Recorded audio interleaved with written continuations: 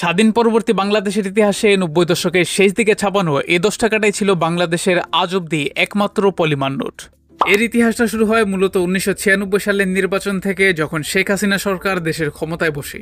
রাজনীতির বলে প্রভাবিত হয়েই তখনকার টাকাগুলোতে আগের মতো শেখ মুজিবের ছবি ফিরে আসতে শুরু করে, যার সর্বপ্রথম নমুনা দেখা যায় ১৯৯৭ সালের এই ১০ টাকায়। অন্যদিকে ঠিক ওই সময়টায় এশিয়া মহাদেশের কয়েকটি দেশে পলিমার নোট চালু করা হয়। পলিমার নোটগুলা মূলত কাগজের নোট থেকে বেশি দিন লাস্টিং করে, পানি বা ময়লা লাগে না, আর নকল করাও বেশ দুঃসাধ্য ব্যাপার। এবং ঠিক এরকম জিনিসই আমাদের দেশের পারিপার্শ্বিকতা বিবেচনায় দরকার ছিল। অতঃপর ১৯৯৮ সালে সরকার বাস্তবতার মুখোমুখি হয়ে কাগজের পরিবর্তে পরীক্ষামূলকভাবে পলিমার নোট বাজারে ছাড়ার সিদ্ধান্ত নেয়। পরিকল্পনা মাফিক বাংলাদেশ ব্যাংক এই টাকা ছাপানোর কন্ট্রাক্টটা দেয় অস্ট্রেলিয়াকে। অবশেষে ২০০০ সালের ডিসেম্বরের ১৪ তারিখে প্রথমবারের মতো বাংলাদেশের বাজারে পলিমার ১০ টাকার যাত্রা শুরু হয়। এই নোটের বৈশিষ্ট্য যদি আসি, তাহলে ফ্রন্ট সাইডে দেখা যায় বাম পাশে শেখ মুজিবের পোর্ট্রেট, আর ঠিক ডান পাশেই জাতীয় মসজিদ বায়তুল মোকাররমের ছবি।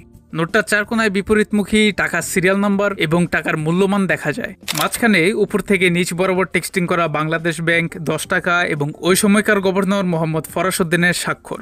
ডান দিকে ছোট করে দোয়েল পাখির একটা ছবি ছিল এবং এর ঠিক নিচেই স্বচ্ছ ট্রান্সপারেন্ট একটা উইন্ডো ছিল, যার মধ্যে শাপলা ফুলের নকশা ডিজাইন করা। বিপরীত পাশে দেখা যায় সংসদ ভবনের ছবি এবং যথাক্রমে বামে ও ডানে জাতীয় স্মৃতিসৌধ এবং রেডিও টেলিস্কোপ।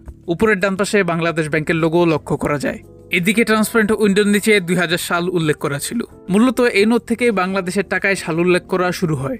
নোটটায় রেডিশ পিঙ্ক, আকাশি ও সাদা রং লক্ষ্য করা যায়। নোটটার নিরাপত্তায় ছিল বাঘের মাথার জলছাপ, মাইক্রো লেটারিং, ডিজাইনিং প্যাটার্ন আর ভেতরে সিকিউরিটি থ্রেড, যার মধ্যে বাংলাদেশ শব্দটা ১৮০ ডিগ্রি রোটেটে কন্টিনিউয়াসলি লেখা ছিল। এই নোটটা সর্বমোট ৬টা প্রিফিক্সে বের হয়। সব মিলিয়ে এই নোটটাকে বাংলা টাকার ইতিহাসে একটা রেভলিউশন বলা চলে। তবে শেষমেশ এত সুন্দর জিনিসটাও আমাদের কপালে বেশি দিন জোটে নাই। টাকাটা উধাও হয়ে যাওয়ার কিছু কারণ আলোচনা করা যাক। ১. প্রাথমিক অবস্থায় টাকাটাকে টেকসই মনে করা হলেও অতিরিক্ত ব্যবহার আর আর্দ্রতার ফলে এটি ফেটে যাচ্ছিল, এমনকি রঙও উঠে যাচ্ছিল। নোটটার নিচের গঠন প্রণালী এর বাধা হয়ে দাঁড়ায়। ২. বাঙালিদের নোট ভাঁজ করে রাখার অভ্যাসটা ছিলই। সেক্ষেত্রে পলিমার নোট সহজে ভাঁজ হচ্ছিল না, হলেও আবার বাজেভাবে দাগ পড়ে যেত। আবার অনেকের কাছে টাকাটা খসখসে লাগতো, ধরলে হাত ঘেমে যেত, ইত্যাদি ইত্যাদি। ৩. কাগজের তুলনায় পলিমার নোটের উৎপাদন খরচ ব্যয়বহুল হয়, তাই তখন সীমিত সংখ্যক নোটই বাজারে ছাড়া হয়েছিল। ৪. ২০০১ সালে খালেদা জিয়া সরকার ক্ষমতায় আসলে টাকার ডিজাইনে আরেক দফা পরিবর্তন শুরু হয়। ২০০২ সালের প্রথম দিকে এই পলিমার নোটের পরিবর্তে শেখ মুজিবের ছবি ছাড়া বাংলাদেশ ব্যাংক কাগজের ১০ টাকা বাজারে ছাড়তে শুরু করে। নোটগুলো ২০০৫ সাল পর্যন্ত বাজারে বেশ ভালোই দেখা গিয়েছিল, তারপর ধীরে ধীরে লোকচক্ষুর অন্তরালে চলে যেতে থাকে। এই নোটটা ইতিহাসের সাক্ষী, সময়ের সাক্ষী।